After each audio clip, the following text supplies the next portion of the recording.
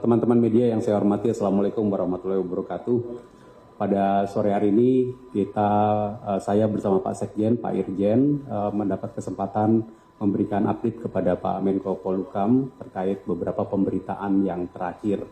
Dan saya rasa ini adalah dengan diskusi yang barusan dilakukan, kita mereaffirm komitmen bersama bahwa di Kementerian Keuangan kami akan terus berkomitmen untuk menjaga integritas seluruh pegawai kita dalam hubungannya dengan administrasi kepegawaian. Artinya apa? Ya, harus disiplin pegawai. Disiplin pegawai harus ditegakkan, kemudian integritas kita tegakkan terus. Teman-teman sekalian, yang terkait dengan integritas ini, titik masuk salah satunya adalah laporan harta. Laporan harta yang ingin saya sampaikan lagi bahwa seluruh pegawai Kementerian Keuangan wajib melaporkan hartanya di dalam sistem KPK maupun sistem internal Kementerian Keuangan. Ini jalan masuk kita. Sehingga ketika kemarin kita menemukan satu laporan-laporan kasus situasi yang berkembang, itu yang pertama kita telusuri dan kemudian kita buka satu persatu.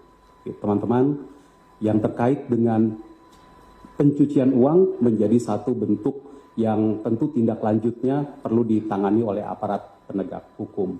Dan kalau untuk kasus yang kemarin, ternyata ada keluarga yang memiliki perusahaan, ada keluarga yang memiliki harta-harta lain yang tidak dilaporkan, yang terkait sama perusahaan, ya kita buka pajaknya. Dan itu yang kemudian sekarang berkembang sehingga laporan-laporan pajaknya menjadi jalan masuk juga berikutnya. Terkait dengan laporan dari PPATK, saya bisa sampaikan bahwa Kementerian Keuangan dengan PPATK itu memiliki dua stream kerjasama. Stream yang pertama adalah kita selalu meminta kepada PPATK untuk memberitahu kita untuk individu-individu pegawai yang memang sedang mau promosi, akan mutasi, ada laporan, ada dugaan fraud, kita minta informasi kepada PPATK. Dan ini bentuk kerjasama yang luar biasa yang memang sudah dilakukan secara terus-menerus dengan PPATK dari tahun 2007. Sejak tahun 2007 sampai dengan sekarang ada 266 pertukaran laporan yang disampaikan PPATK kepada kami maupun yang diminta oleh Kementerian Keuangan kepada PPATK. Selain stream pertama itu, yang nanti biasanya itu rinci sekali transaksi dan juga analisis. Selain itu, kita juga memiliki stream di mana Direktorat Jenderal Pajak dan Direktorat Jenderal Bea Cukai juga memiliki koneksi dan kerjasama langsung dengan PPATK dalam rangka optimalisasi pengamanan dan memastikan hak dari penerimaan negara.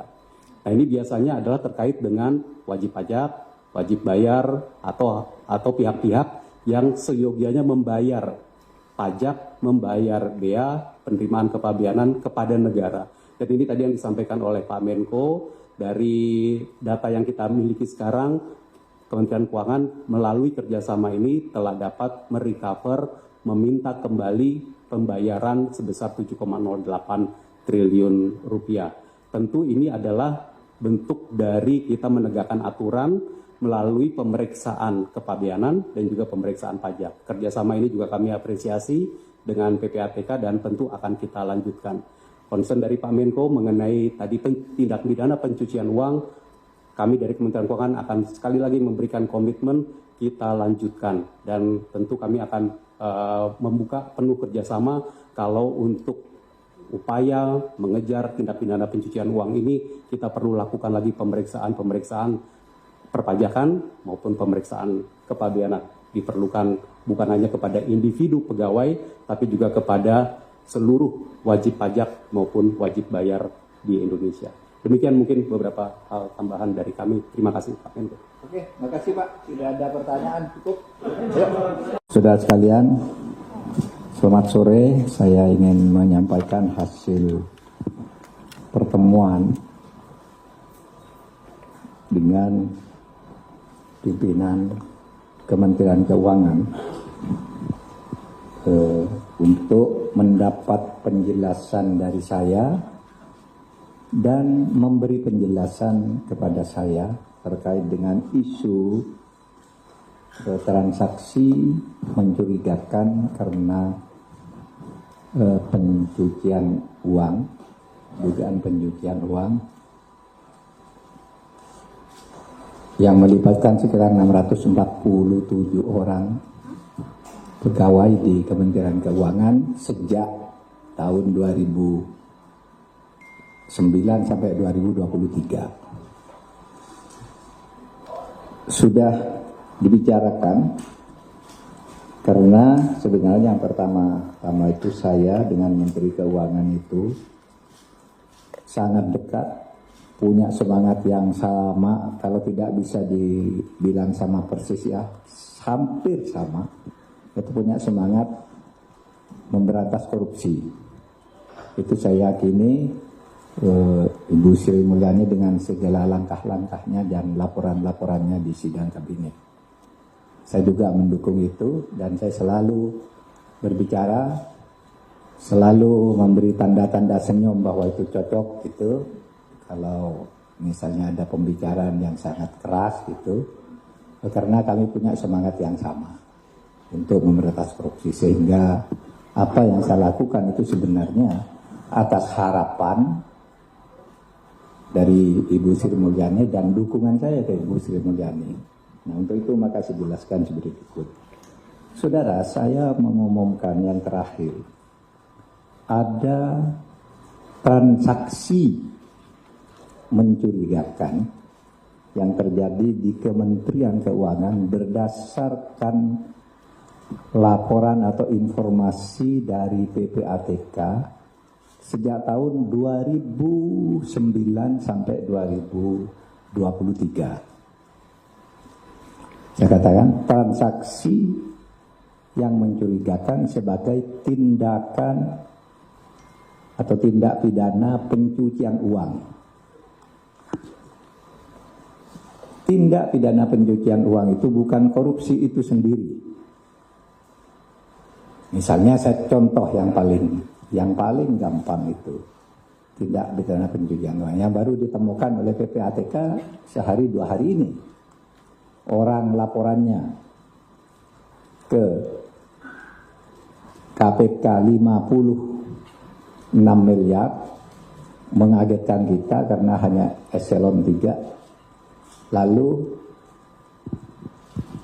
kita cari, LHP-nya 23 LHKN ya, LHKPN itu 56 golongan 3. Lalu saya tanya ke PPATK karena saya ketua komite pengendalian tindak pidana pencucian uang, pemberantasan tindak pidana pencucian uang. Saya tanya itu gimana tuh, benar enggak tuh?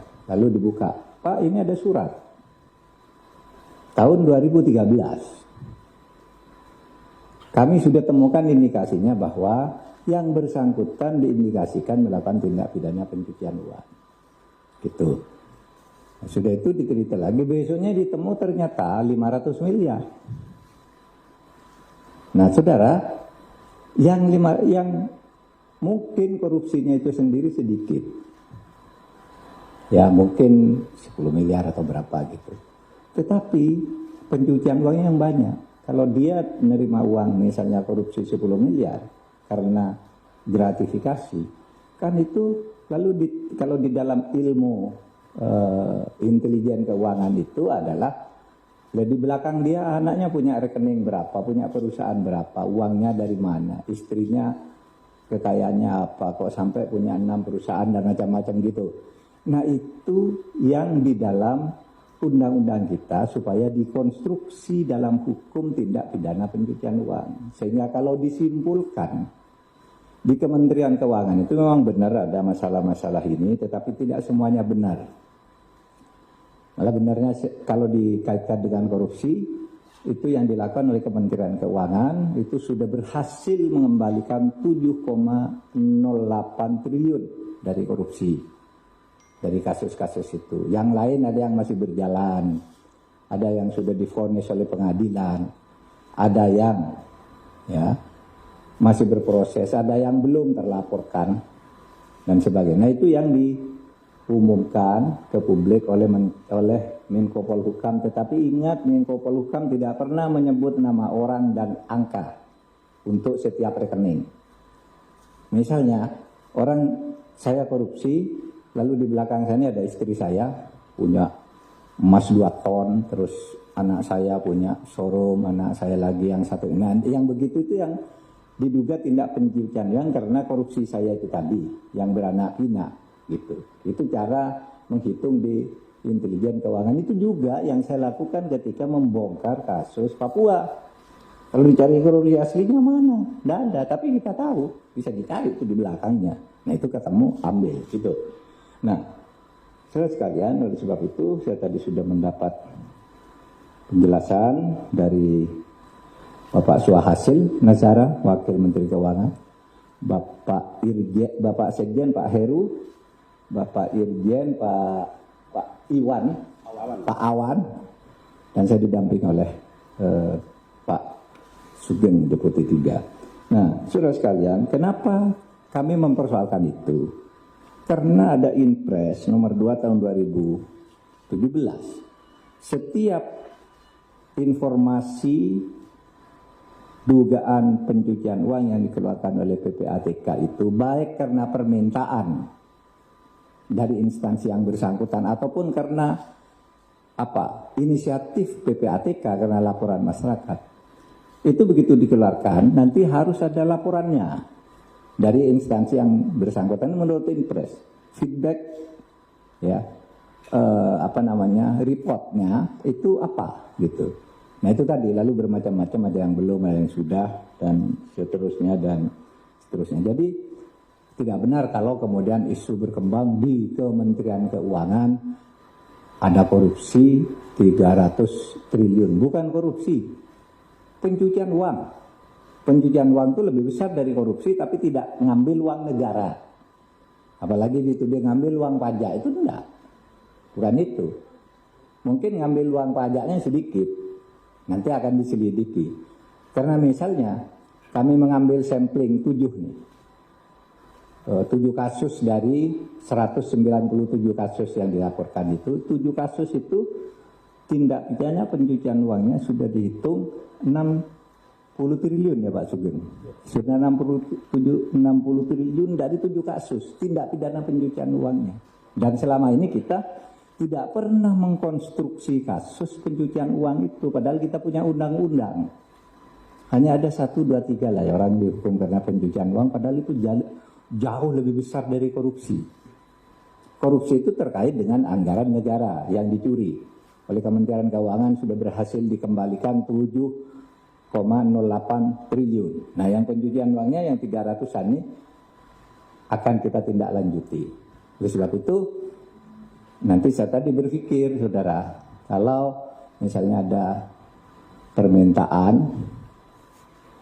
ke kementerian untuk diselidiki tindak pencucian uang, kan terus saya harus kasihkan ke aparat penegak hukum, KPK atau kejaksaan atau polisi.